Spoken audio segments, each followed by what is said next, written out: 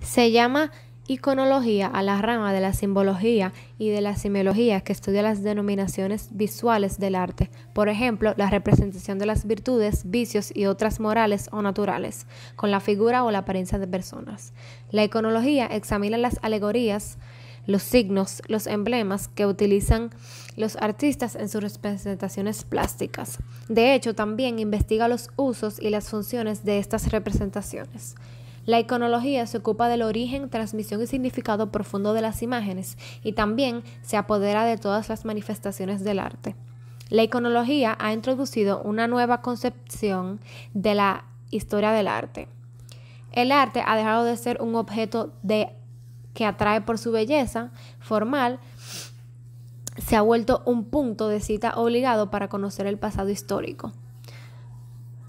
Ha obtenido un prestigio que aleja definitivamente la obra de mero objeto para la contemplación. Sin dejar de serlo, toda la cultura gira a su alrededor como un enigma o pieza clave para desvelar las raíces del pensamiento. Se le atribuye su creación a Erwin Panofsky como disciplina académica. Sin embargo, este término fue expuesto por primera vez en el siglo XVI por Cesare Ripa.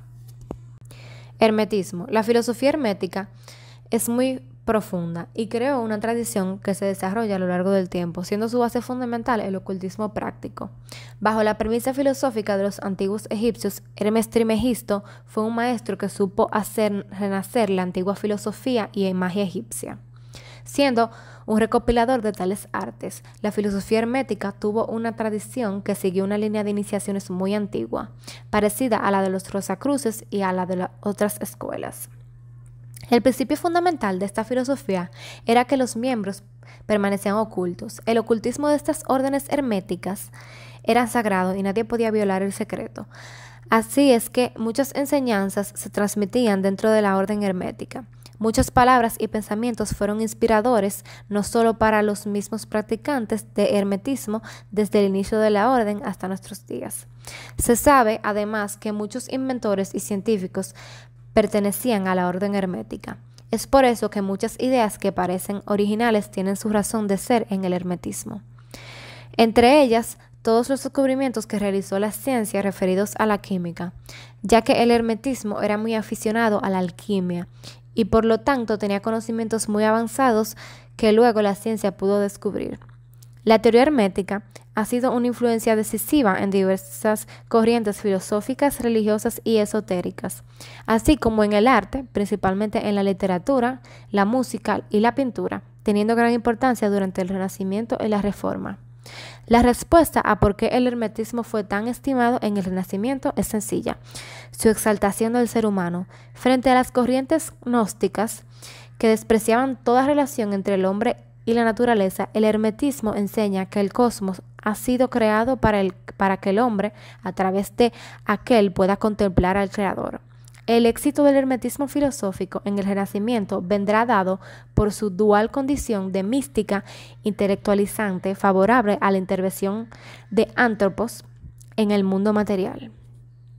El hermetismo obtuvo a través de la escuela de Chartres en pleno siglo XII un camino allanado para establecer como uno de los textos más preciados y combatidos durante el Renacimiento y tardo Renacimiento. El hermetismo es antropocéntrico porque tiene fe en lo que de divino hay en la naturaleza humana.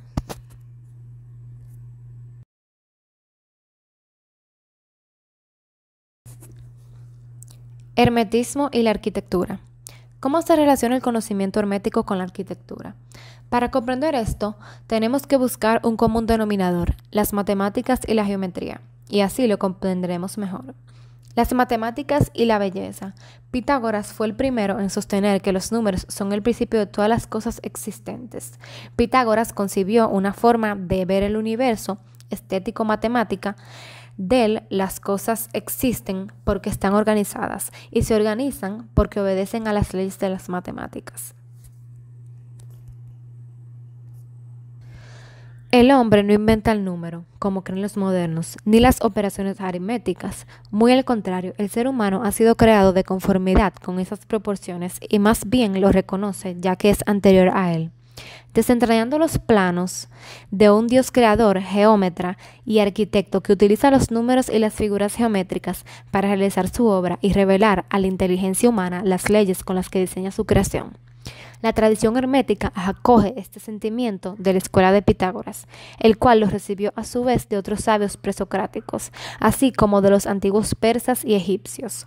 Tanto Sócrates y Platón como los filósofos alejandrinos, muchos de los cuales han sido llamados neopitagóricos y neoplatónicos, recibieron esta herencia relacionada con el simbolismo numérico que se transmitió después a los esoteristas medievales y renacentistas, quienes desarrollaron lo que se dio en llamarles artes liberales, conjunto de ciencias tradicionales entre las que las matemáticas juegan un papel preponderante y central. El hermetismo consta de 7 principios: el principio del mentalismo, el principio de correspondencia, el principio de vibración, el principio de polaridad, el principio de ritmo y el principio de causa y efecto.